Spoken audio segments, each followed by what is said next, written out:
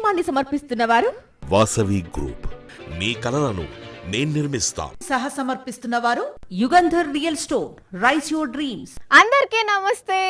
గరం గరం వార్తలకి స్వాగతం. ఇవాళ కూడా మీకోసం చాలా వార్తలు పట్టుకొచ్చినాం. అంతకంటే ముందుగా హెడ్లైన్స్. తెలంగాణలో సవాళ్ల రాజకీయం. చర్చకు సిద్ధమా? కేటీఆర్ వస్తాడా, హరీష్ రావు వస్తాడా? మీరు రమ్మన్నారు, మేము బయలుదేరితే మీ పోలీసులు అడ్డం పెట్టి నువ్వు ఆపుకుంటున్నావు. శభాష్ మేడం, పిల్లల బరువు బాధ్యతలను ఏమన్నా మోస్తున్నారా? అమ్మ బాబోయ్, ఇది పుష్ప సినిమాకు మించిన స్మగ్లింగే. బడికి ఓనని ఏడుస్తున్న చిట్టి తల్లి.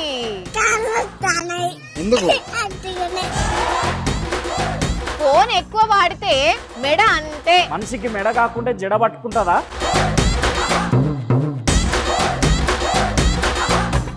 తెలంగాణ రాజకీయాలల్లా సవాలు నడుస్తున్నాయి. అవును, కాంగ్రెస్ బీఆర్ఎస్ పార్టీలు తగ్గేదేలే అనుకుంటా ఒకరి మీద ఒకరు విమర్శలు చేసుకుంటూనే ఉన్నారు. రా చూసుకుందాం. ప్లేస్ మీరు చెప్పినా సరే, మమ్మల్ని చెప్పమన్నా సరే, టైం మీరు చెప్పినా సరే, మమ్మల్ని చెప్పమన్నా సరే అనుకుంటా ఛాలెంజ్లు చేసుకుంటారు. ఇక ఆ కథ ఏడుదానిక పోయింది అంటే, ఇంద్రసేనారెడ్డి సినిమా రేంజ్ లో ఒక పార్టోళ్ళు, సమరసింహారెడ్డి సినిమా రేంజ్ లో ఇంకో పార్టోళ్ళు రెచ్చిపోయి సినిమా డైలాగులతోని సవాళ్ళు ఇసురుకుంటున్నారు బీఆర్ఎస్ కాంగ్రెస్ పార్టోళ్ళు. చర్చకు సిద్ధమా? చర్చ పెడదాం రా అంటాడు. కేటీఆర్ వస్తాడా, హరీష్ రావు వస్తాడా? మీరు రమ్మన్నారు, మేము బయలుదేరితే మీ పోలీసులు అడ్డం పెట్టి నువ్వు ఆపుకుంటున్నావు. 10 ఏండ్ల బీఆర్ఎస్ పాలనలో అయిన అప్పులెన్ని, రైతులకు ఏమి ఇచ్చిండ్రు, మేము వచ్చిన 2.5 ఏండ్లలో ఇచ్చినవి ఏంటి? ఇగో ఈ ముచ్చట మీద కేసీఆర్ చర్చకు రావాలి అని రేవంత్ రెడ్డి సవాల్ శ్రీను మోదాలు. ఏ విషయంలో అయినా మీరు చర్చకు సిద్ధమా? వస్తాడా అసెంబ్లీకి? అయితే రేవంత్ రెడ్డి చెప్పేటి అన్ని అబద్ధాలే. నేను ఆయన సవాల్కు రెడీ అని అనుకొచ్చిండు కేటీఆర్ సారు. రైతులకు ఇచ్చిన హామీలు నెరవేర్చినవని నిరూపిస్తే రాజీనామా చేస్తా అన్నాడు. చర్చ పెడదాం రా అంటాడు. చెప్పు, మేము రెడీగా ఉన్నాం. అసెంబ్లీలో పెడతావా, ప్రెస్ క్లబ్ లో పెడతావా, లేదా నీ జూబ్లీ హిల్స్ ప్యాలెస్ కి రమ్మంటావా? ఏడ పెడతావు చెప్పు. ఈ ఇంతల్నే మంత్రి జూపల్లి సారు కేటీఆర్ చర్చకు వస్తే నేను కూడా రెడీ, అవసరమైతే తెలంగాణ భవన్ కే వస్తా అని అనుకొచ్చిండు. నేను ఈ రోజే రాజీనామా చేస్తా నా ఎమ్మెల్యే పదవికి. మళ్ళీ కేటీఆర్ వస్తాడా, హరీష్ రావు వస్తాడా? బీఆర్ఎస్ పార్టీ ఆఫీసర్ నేను వస్తా. ఇక జూపల్లి మాట మీద తెలంగాణ భవన్ కు వచ్చిన బీఆర్ఎస్ లీడర్లు జూపల్లి కోసం ఒక ఖాళీ కుర్చేసి, ఏమాయా చర్చకు వస్తామన్న మంత్రులు ఎందుకు వస్తలేరు అని అడిగిండ్రు. మిస్టర్ జూపల్లి, నువ్వు తెలంగాణ భవన్ కి వస్తా అన్నావు, మళ్ళా నువ్వు గన్ పార్క్ డ్రామా అయింది. ఇప్పుడు గన్ పార్క్ పోదామని బయలుదేరితే శాంతియుతంగా ఆధారాలతో సహా మేము పోతుంటే మమ్మల్ని పోనివ్వడం లేదు. ఇదేమన్నా మరి మంత్రి గారేమో తెలంగాణ భవన్ కు వస్తానని చెప్పి మరి దారి తప్పేటన్నా పోయారా మాకు తెలియదు. వీళ్ళు ఇట్లా అంటుంటే కాంగ్రెస్ మంత్రులంతా పోయి గన్ పార్క్ దగ్గర కూర్చుండి మేము చర్చకు రెడీ అన్నారు. ఊరికే ఎవ్వడు పడతాడు, ఏది పడతాడు కొనుక్కిసుకొని మాట్లాడితే రోజు జవాబు చెప్పాం. ఇది లాస్ట్ ప్రెస్ కాన్ఫరెన్స్. వస్తే శాసనసభకు రండి, లేదా ప్రెస్ క్లబ్ కు రండి. నేను అన్న మాటకు నేను కట్టుబడి ఉన్నా. కేసీఆర్ మాట చెప్పండి. ఇక మంత్రులు గన్ పార్క్ దగ్గర కూర్చున్నారని చెప్పి Harish Rao sir gun park దగ్గరికి పోదామని చూసేసరికి పోలీసులు అరెస్ట్ చేసిండ్రు. ఆయనతో అరెస్ట్ చేసిన బండ్లనే ఉన్న హరీష్ రావు సారు మంత్రులకు ఫోన్ చేసిండు. ఇక పొన్నం ప్రభాకర్ గారు ఫోన్ ఎత్తట్లేదు. లక్ష్మణ్ గారికి ఫోన్ చేస్తే రింగ్ అవుతుంది, లక్ష్మణ్ గారు ఎత్తడం లేదు. హరీష్ రావు ఇట్లా ఫోన్ చేసేసరికి గాంధీ భవన్ లో ఉన్న అద్దంకి దయాకర్ కేసీఆర్ కు ఫోన్ చేసిండు. కేసీఆర్ ఒకవేళ చూస్తే మళ్ళీ కాల్ చేయండి, ఎందుకంటే మీతో మాట్లాడి మిమ్మల్ని రమ్మని ఆహ్వానించడానికి. ఇట్లా సవాళ్లతోని తెలంగాణ రాజకీయం అంతా వేడెక్కినట్టయింది. ఇక దీని మీద బీజేపీ వాళ్ళు మాట్లాడుకుంటా ఇదంతా బిగ్ బాస్ చూసినట్టే ఉన్నది అని సెటైర్లు వేసిండ్రు. కాంగ్రెస్ బీఆర్ఎస్ పార్టీ నాయకులు ఆడుతున్న నాటకాలను చూసి తెలంగాణ ప్రజలు బిగ్ బాస్ షోను గుర్తు చేసుకుంటున్నారు. బిగ్ బాస్ షోను మైమనిపించే విధంగా వీళ్ళు నటిస్తలేరు, నటులు జీవిస్తున్నారు రెండు పార్టీల నాయకులు. ఏదేమైనా అటు కాంగ్రెస్ పెద్ద లీడర్లు, ఇటు బీఆర్ఎస్ పెద్ద లీడర్లు అందరూ రోడ్ ఎక్కేటాలకు అంతా పర్షాన్ అయిందిలా హైదరాబాద్ లా. ఇలా జల్దిగా వార్త తీసుకురా అని చెప్దామని ఫోన్ చేస్తుంటే ఎన్నిసార్లు చేసినా ఎత్తుతలేడు మన రాయేషు. యాడున్నాడో అసలు? కెమెరా అన్న లైవ్ కలిపి ఒకసారి. ఒరేయ్,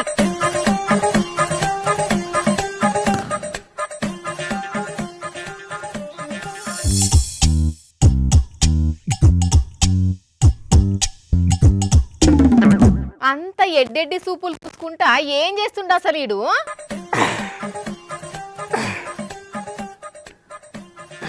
ఓ చేతులిర్చుడు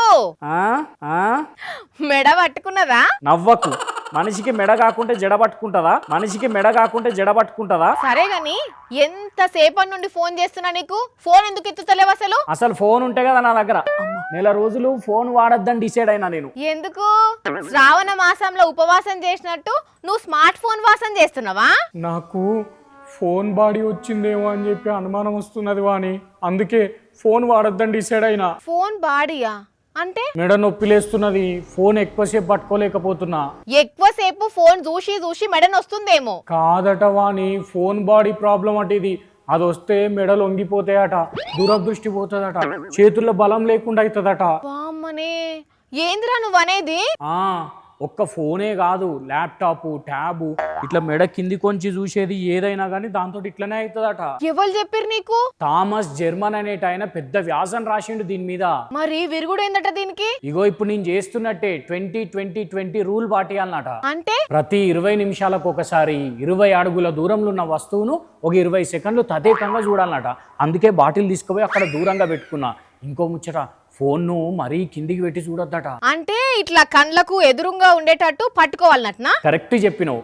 ముఖ్యంగా స్క్రీన్ టైం తగ్గించుకోవాలన్నట. ఊకే కూర్చొని పనిచేసే వాళ్ళు ఉంటారు కదా, అవి అట్లాంటి వాళ్ళు గంటకు ఒకసారి లేచి ఒక 5 నిమిషాలు అటు ఇటు తిరగాలన్నట.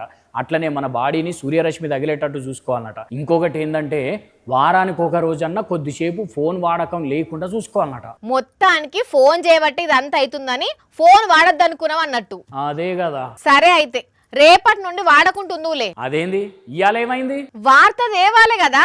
అంటే నా ఆరోగ్యం గురించి అవసరం లేదా నీకు? వార్తే ముఖ్యమా? ఫోన్ బాడీ పేరు చెప్పి వార్త తెచ్చుడు ఎగ్గొడదామని కథలు పడుతున్నావు.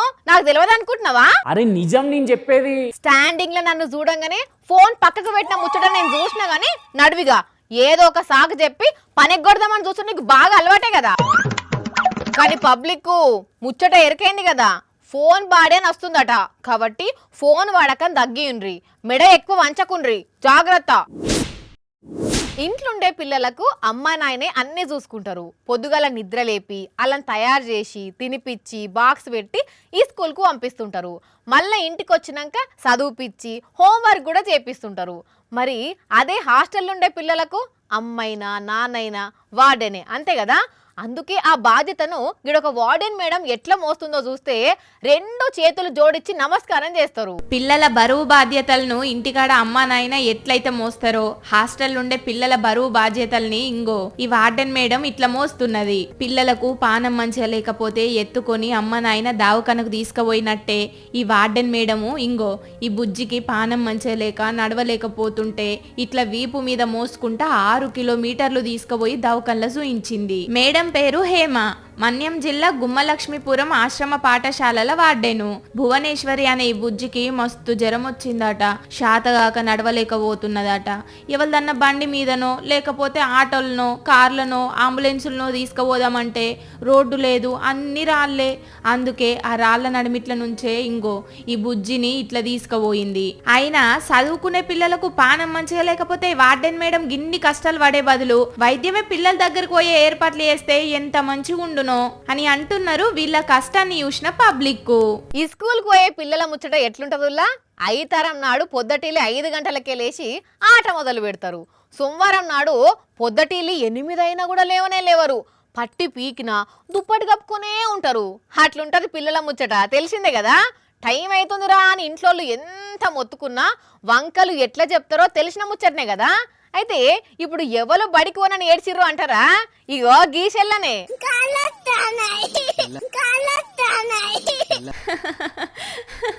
ఇన్నారుల్లా చెల్ల ముచ్చట ఎట్లున్నదో. బడికి పోదామంటే వద్దు నాకు కాళ్ళు నొస్తున్నాయి అని అంటున్నది. అసలు నీకు కాళ్ళు ఎందుకు నొస్తున్నాయి అంటే చూడుండ్రి మళ్ళీ ఏమంటున్నదో. అమ్మ బాబోయ్, ఇన్నారుల్లా ఉత్తిగానే కాళ్ళు వస్తున్నాయట. అట్లెట్లా ఉత్తిగానే కాళ్ళు వస్తాయిరా అంటే మళ్ళా చూడుండ్రి. ఏం లేదు, ఒకటే మాట, నాకు కాళ్ళు వస్తున్నాయి నాకు కాళ్ళు వస్తున్నాయి అంతే. ఇక నేను బడికి పోను అంటున్నది.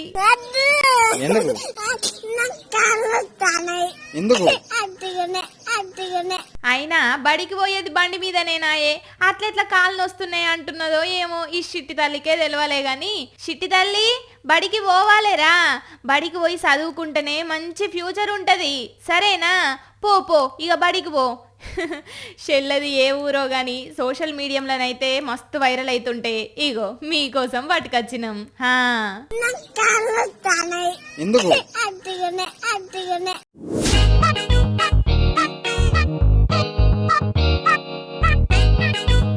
అగ చూసిర్రా, పని పాతర పెట్టి ఈమె ఊహలల్లకు ఎట్లా పోతున్నదో. అబ్బా ఇవాళ ఎట్లనన్నా చేసి మంచి మంచి కళలు కనాలి. నా మైండ్లో నా మనసులో ఏమున్నదో లోతుగా తెలుసుకుంటా.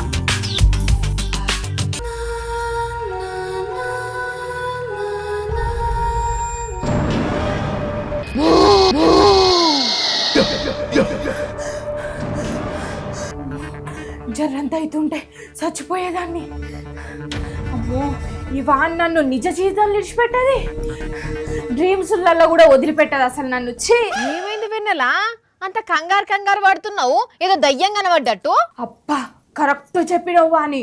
ఇప్పుడే డాకిని షాకిని డంకినికి మించిన ఓ కాముని భూతం దయ్యం కనబడ్డది. అవునా, ఎట్లున్నది అది? సేమ్ నీ లెక్కనే ఉన్నది, సేమ్ నీ లెక్కనే ఉన్నది. అయినా నా లెక్క ఎందుకుంటది అది? అది నువ్వే కాబట్టి. ఏందా సూపు, నిజంగానే నేను కలలు గాని నా మీద అట్లా ఏమున్నదో తెలుసుకుందామని నేను కలలు కనుకుంటుంటుంటే ఏమో ఆ కళల దయ్యమయ్యి జుట్టి రవ్వోసుకొని వచ్చి బెదిరించినావు. నేను అట్లేం చేయగాని నువ్వేంది ఏం పని లేనట్టు మంచిగా శవాసనం వేసినట్టు వేసి వంటున్నావు కుర్చీలా. నేనేం నిద్రపోతలేను, జస్ట్ కళ్ళు మూసుకొని కలలు గాని నా మైండ్ లా నా మనసులా ఏమున్నదో తెలుసుకుంటున్నా. Just 5 minutes. అగో మళ్ళా మొదలు పెట్టింది కదా ఈ పిల్ల, ఇప్పుడే దయ్యం వస్తుందో. జుట్టు పట్టి వీకాలి, కొట్టాలి, గట్టి కొట్టాలి, ఇంకా ఇంకా గట్టి కొట్టాలి. పాప జుట్టు పట్టి గట్టిగా వీకాలి, గట్టిగా వీకు. ఇట్లా వేస్తేనే ఇంకోసారి నా జోలికి రాదా వాణి. అబ్బబ్బబ్బబ్బా ఏం ఫీల్ ఉన్నది ఈడ. నిజ జీవితంలా కొట్టాలని ఉన్నా కూడా కొట్టలేకపోతున్నా కదా. ఇట్లా నా మైండ్ లో ఏమున్నదో తెలుసుకుంటే బరబ్బరగా కొట్టినట్టే బయటపడ్డది. అబ్బా ఇప్పుడు ఎంత హాయిగా ఉన్నదో. ఏంది వెన్నెలా, ఎవరిని కొట్టినావు? ఇప్పుడు ఏం హాయిగా ఉన్నది? ఏంది, నేను నీ ముక్కు మించలి గుద్దుతే నీ ముక్కులకెళ్ళి రక్తం కారలేదా? నేను నీ ఈపులా గుద్దుతుంటే అమ్మా అయ్యా దేవుడా రావులా అని నువ్వు మొత్తుకోలేదా? నీకేమన్నా పిచ్చిలేసిందా? సంతోషంగా ఉన్నది. నేను నీ మీద రివెంజ్ తీసుకోకపోయినా నా మైండ్ నీ మీద రివెంజ్ తీసుకోవాలి అని చూస్తున్నది. అంటే చెప్తా గాని ఒక 5 నిమిషాలు జరాగు, ఆయనతో కోరిక తీర్చుకుంటా. నీ సౌరము సగం దూరం పోయినాక నీ ఊసుకోను, ఇంటికాడ దండం మీద ఆరేసిన నీ చీరలు గాలి కొట్టుకోబోను, నీ మేకప్ కిట్ ఎవరైనా ఎత్తుకోబోను. మంచిగా తిడుతున్నా. ఏంది వెన్నెలా, ఎవరిని మంచిగా తిడుతున్నావు? నిన్నే, ఇంకెవల్లి? ఏంది అప్పటి సందే చూస్తున్నా నాటకాలు చేస్తున్నావా? అసలు ఏమనుకుంటున్నావు నువ్వు? అట్లా కాదు, ఒక్కొక్కరి మైండ్ లా ఒక్కొక్కరి మనసులో ఒక్కొక్క ఆలోచన ఉంటది కదా, అదేంది అనేది ఇప్పుడు తెలుసుకోవచ్చునట. అది కూడా తలరాత రూపంలా. అదెట్లా? మెటావోళ్ళు కనిపెట్టిండ్రు మన మనసులో ఏమున్నదో మైండ్ లో రీడ్ చేసి రాసి పెట్టే టెక్నాలజీని. అంటే మంచితోని పని లేదా? అసలు అవసరమే లేదు. అంటే ఏమన్నా బ్రెయిన్ కి ఆపరేషన్ చేసి షిప్పులు పెడతారా? షిప్పులు లేవు, చిప్పలు లేవు. ఏ టెక్నాలజీతోని మెదడు భాషను డీకోడ్ చేస్తారట. అంటే మాట్లాడలేని వాళ్ళకు మంచిగా ఉపయోగపడుతుంది అన్నట్టు. సక్సెస్ అవుతుందంటవా? అరే 78% ఖచ్చితంగా ఉంటున్నదట. నాకు డౌట్ వచ్చి ఇట్లా కళ్ళు మూసుకొని నా మైండ్లా నా మనసులో ఏమున్నదో అని ఆలోచన చేస్తే నేను తెలుసుకుంటలేనా? ఇక అదే ఇప్పుడు ఏఐ సాయంతో అక్షరాలుగా మారుతాయి అన్నట్టు. అంటే నీ మనసులా నీ మైండ్లా నా మీద కోపం తప్ప ఇంకేం లేదా? అంతేగా చూసిన రానుల్లా ఈ ఏఐ టెక్నాలజీ చేయబట్టి సచ్చిన మనిషిని బతికిచ్చుడు తప్ప అన్ని చేస్తారు కావచ్చు. అట్లున్నది చూడాలి మరి ఈ ప్రయోగం ఎంతవరకు సక్సెస్ అవుతుందో. పుష్ప సినిమా చూసే ఉంటారు కదా చాలా మంది. ఆ సినిమాల ఎర్ర చందనం దుంగలను ఎట్లా స్మగ్లింగ్ చేస్తాడు అల్లు అర్జున్, ఎవ్వరికి దొరకద్దని చెప్పి నీళ్ళ లోపల నుంచి కూడా పంపిస్తుంటాడు కదా. అట్లనే డబ్బుల కట్టలను సోఫాలలో పెట్టి పంపిస్తుంటాడు. ఇట్లా రకరకాల ఇకవతులతోని స్మగ్లింగ్ చేస్తుంటాడు. అయితే అది సినిమా, కానీ అదే గిడో కాడ నిజ జీవితంలో కూడా అట్లనే స్మగ్లింగ్ చేసిర్రులా. బా వీళ్ళ తెలివి తెల్లారా సినిమాలు చూసి వీళ్ళు నేర్చుకుంటున్నారో లేకపోతే వీళ్ళని చూసే సినిమాలు తీస్తున్నారో గాని ట్రక్ వెనక బంపర్ ఉంటది కదా ఆ బంపర్ లోపల ఇంగో ఇన్ని డబ్బాలు పెట్టి స్మగ్లింగ్ చేస్తున్నారు. ఇంతకు ఇవన్నీ ఏంటి అనుకుంటున్నారా? ఫోన్లు. అవునుల్లా, బాక్స్లతోనున్న సీల్ తీయని స్మార్ట్ ఫోన్లు. 10 కాదు 20 కాదు 170 స్మార్ట్ ఫోన్లను పట్టుకపోతుంటే మరి ఈ ముచ్చట పోలీసులకు ఎట్లెరకైందో గాని చెకింగ్ చేస్తే దొరికినాయి. ఇక ఇవన్నిటి ఖరీదు 95 లక్షలు ఉంటదట. కానీ ఇది మన కాడ కాదు, బ్రెజిల్ దేశంలా. మరి ఆడ కూడా పుష్ప సినిమా చూసే వీళ్ళు ఇట్లా చేసిండ్రో ఏమో గాని ఈ స్మగ్లింగ్ ను చూసి అందరూ షాక్ అవుతున్నారు.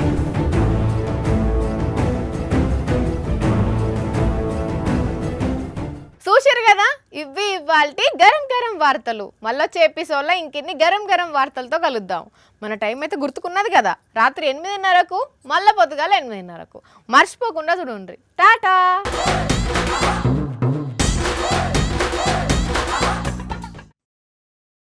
మరిన్ని అప్డేట్స్ కోసం ఛానల్ ను సబ్స్క్రైబ్ చేయండి. నోటిఫికేషన్స్ కోసం బెల్ ఐకాన్ పై క్లిక్ చేయండి.